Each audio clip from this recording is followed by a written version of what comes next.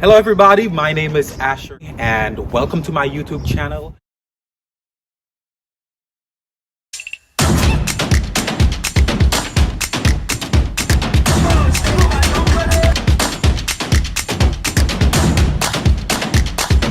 Just wanted to share with you guys a little bit about my experience with the coronavirus.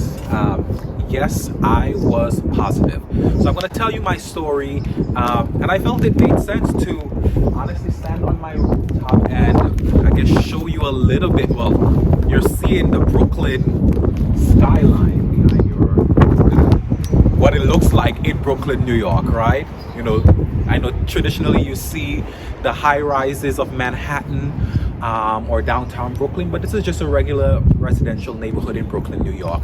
But right now I am in the hotbed area of New York City, which is hotbed for the coronavirus. And I can't say this is where I contracted it. I do not know, but I contracted it and I did not know that I had the virus. But basically my story is around the 18th of last month. I was supposed to travel to Guyana with Eastern Airline. The Young Black Travelers team was invited to fly down with Eastern to Guyana to basically review their new product. And we're excited. Obviously we're about to go down to Guyana for the first time for me to review Eastern's product. And a week before that, or a few days before that, on that Saturday, I actually started to feel shortness of breath. I have asthma and it usually comes probably once a year around the season change. So in springtime, which it is right now, my asthma would usually act up. And so I thought it was asthma. The sounds of Brooklyn, New York. But I thought it was asthma, and so I didn't pay it any mind. I just wanted to go to the doctor to get medication to treat asthma. I had a pump and it really wasn't working, so that's why I thought I needed to go get a new pump. And I went, he prescribed a pump and prednisone, which is a medication they usually use to treat asthma. So that Thursday, interestingly, I went to BJ's, which is a major whole food grocery store here in New York. I'm not sure where else BJ's is located, but you know, there's the Costco and the BJ's. So BJ's is one of them. And I went to BJ's to get some stuff because of course they were already talking about the quarantine.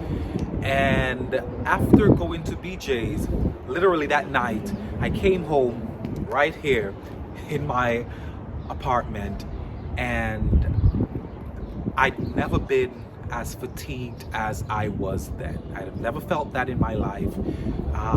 And again, I dismissed it as simply some flu-like symptoms, because basically that night also I started to tremble and had cold sweat, night sweats, and all these things. So the next day I got some Theraflu to treat the symptoms, and I was basically good within a few days. I was really good, but mucus developed on my chest later on, and after the mucus developed, I would cough to bring up the mucus that was on my chest, and that would usually happen in the morning, and literally that was the only thing that I would feel. But I think a little bit after I finished the prednisone treatment, I started to again feel my asthma symptoms coming back, or the breathing symptoms coming back. And after that, I know generally that would never happen. But again, asthma for me is a once a year occurrence. So when it reoccurred so quickly, I think that was when I realized something was wrong. And even in the back of my mind, I wasn't experiencing the fevers, because again, the only time I would have had that was that one night, and Theraflu treated that symptom. Because if you talk to your medical friends or your friends who are in the medical field, they would tell you that the only thing they can do right now is treat the symptoms. So if you have flu-like symptoms, they would treat the flu. If you have a cough, they'll give you medication to treat the cough. So I think I actually treated the first symptom without knowing that I did that by using Theraflu. It wasn't simply asthma that was the problem. It was an inflammation in my upper respiratory system that was most likely causing the breathing issues and inflammation caused by the coronavirus. So I was supposed to do a video for church for one of their live services, and if you know me, I sing. So I remember getting up that morning, and it was really hard for me to breathe, like really hard, and I knew something was off at that point. And I found myself doing this a lot. And this is something I do in vocal classes that I teach, because that opens up the airways. And I was doing that, and because of that, I knew I had to go see the doctor. So I made an appointment, and they made a telemed appointment, and I saw my doctor over video, and he said, because I told him this was persistent for over a month, he told me to come in the following day. And it was on that following day that he listened, and he found out that he wasn't hearing any wheezing at all. If you know asthma patients, usually I guess when they listen to the lungs, they would listen for wheezing. That wasn't happening, and he administered the test. By the way, the test is horrible. They stuck it up the left nostril, and listen, it's something you do not want to do if you don't have to do it. It is really unpleasant. It's not painful, but it's unpleasant. I don't even know how to describe it. I cannot see myself doing that, every day. It's really not a pleasant test. They administered the test, and basically a week later, or 6 days later to be exact, I got my result, and the doctor on the phone told me that I was positive.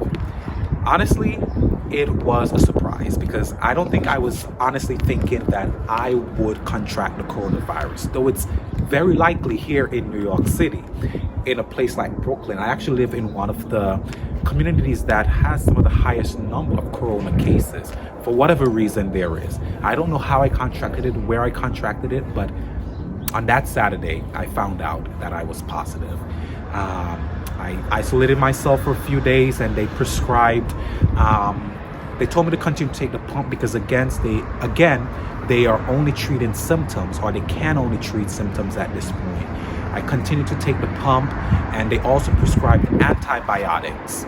They prescribed azithromycin and my pump, and those were the two things that I took to actually alleviate the symptoms that I had.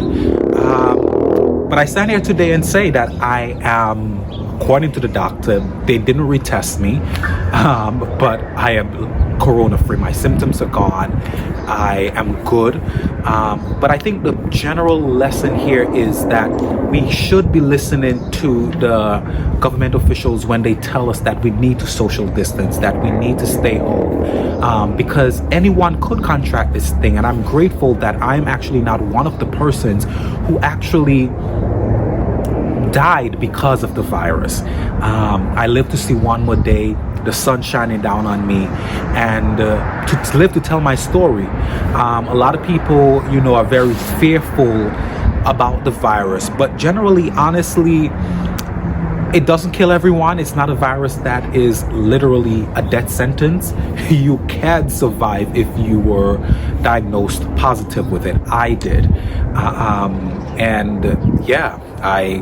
I guess I'm going to look forward to see probably about antibody testing, to see if I can probably even help in a medical research to help treat other people with the virus. But basically, stay safe, stay home.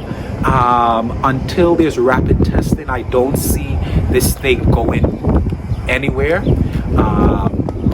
But you can help flatten the curve by staying at home. Do not be fearful. If you get it, you can survive. You can live to see another day. Yes. So be encouraged in this time. I know it's a tough time for many people. It was a tough time for me as well. But I'm grateful to see one more day and to be in the land of the living in the great Brooklyn, New York. one of the best cities in the world.